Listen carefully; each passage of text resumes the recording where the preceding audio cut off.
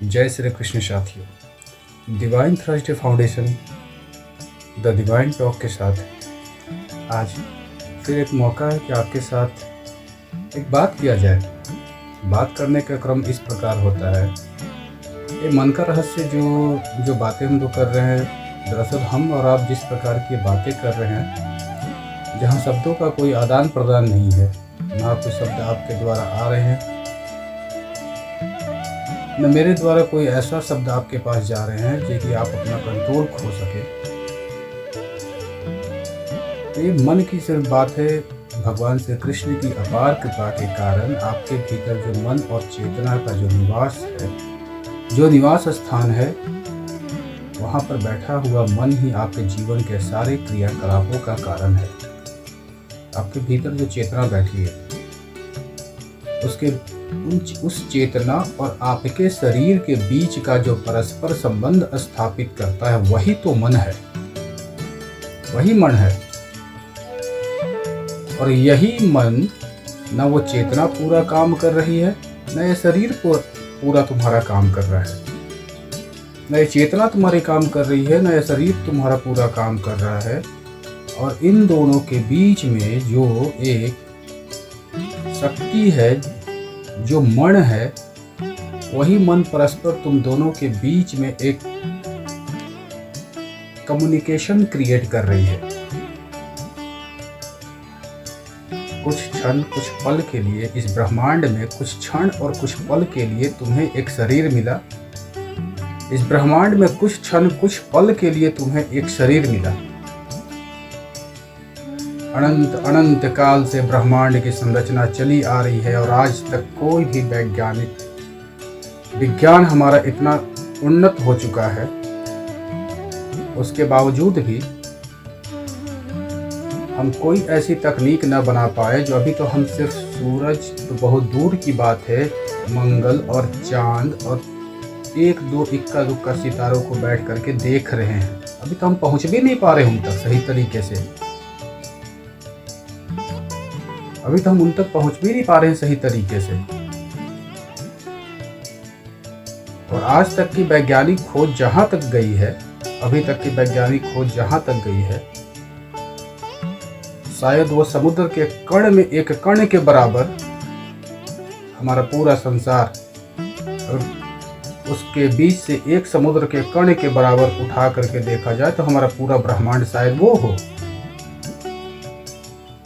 ऐसी कोई तकनीक नहीं बनी है। आप लाइट के स्पीड से भी सफर तय करोगे तब भी कुछ भी हासिल नहीं होना है आपको। रत्ती मात्र विलेश मात्र में कुछ भी हासिल नहीं होना है।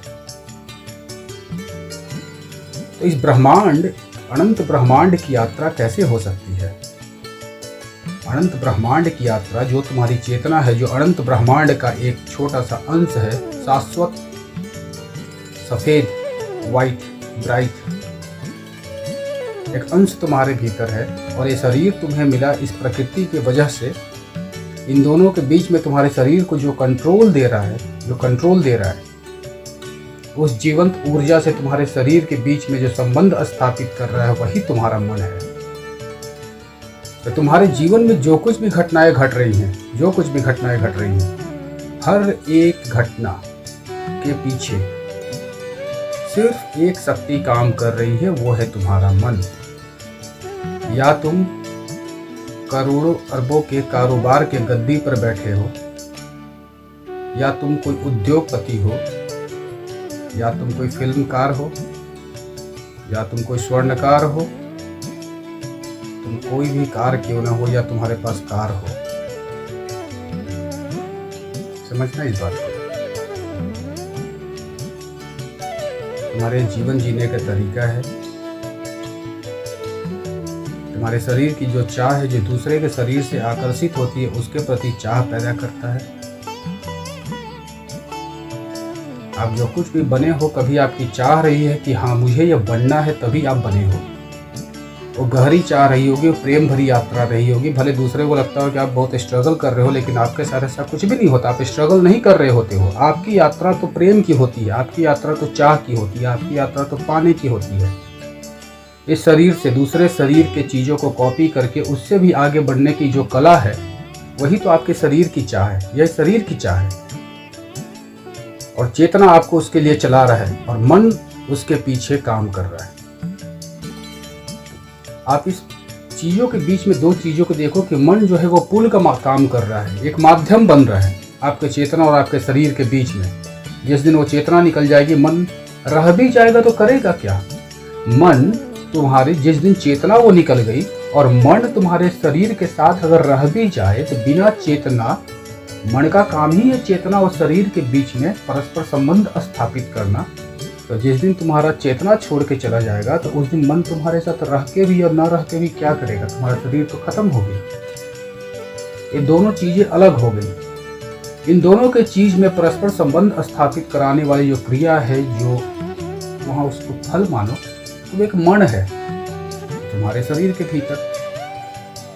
सारे गूढ़ रहस्यों का निचोड़ निकालकर बस तुम्हारे भीतर एक मन है और पूरा का पूरा तुम्हारे शरीर के माध्यम से जो कुछ भी कंट्रोल हो रहा है, इस तुम्हारे शरीर के माध्यम से जो कुछ भी नियंत्रित हो पा रहा है, चाहे वो आप धन कमा रहे हो किसी भी माध्यम से, आपके जीवन में धन प्रतिष्ठा की तो होड़ लगी है। आपके जीवन में धन पाने की, प्रतिष्ठा पाने की, काम पाने की, काम मीनिंग ऑफ सेक्स, काम पाने की, धन पाने की, प्रतिष्ठा पाने की, पावर पाने की, यही तो होड़ लगी है इस शरीर के माध्यम से। छोटी सी होड़ है, छोटी सी होड़ है। इस होड़ के पीछे भी आपके शरीर के द्वारा जो ये पूरा का पूरा क्रिया और कल्प चल रहा है, समय चल रहा है, क्रिया चल रही है, उसके पीछे कारण करवाने वाला कौन है?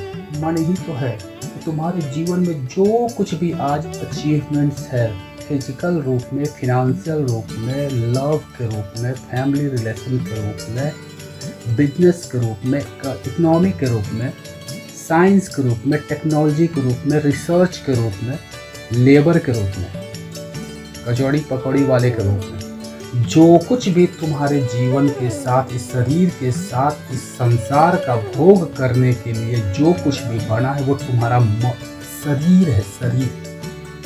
और इसको करवाने वाला कौन है? मन। लेकिन संभावनाएं अनंत है, क्योंकि ब्रह्मांड अनंत है, संभावनाएं अनंत है और हम सीमित सी संभावनाओं के भीतर बहे जा रहे हैं। और ये बहाव क्या है कि आप मन को स्वतंत्र कर रखे हो और आप मन के पीछे भाग रहे हो। आपने मन को स्वतंत्र कर रखा है, क्योंकि आपने कभी रुक करके एक क्षण भी अपने दौड़ते हुए रोड पर बच्चे को देखा है, जहां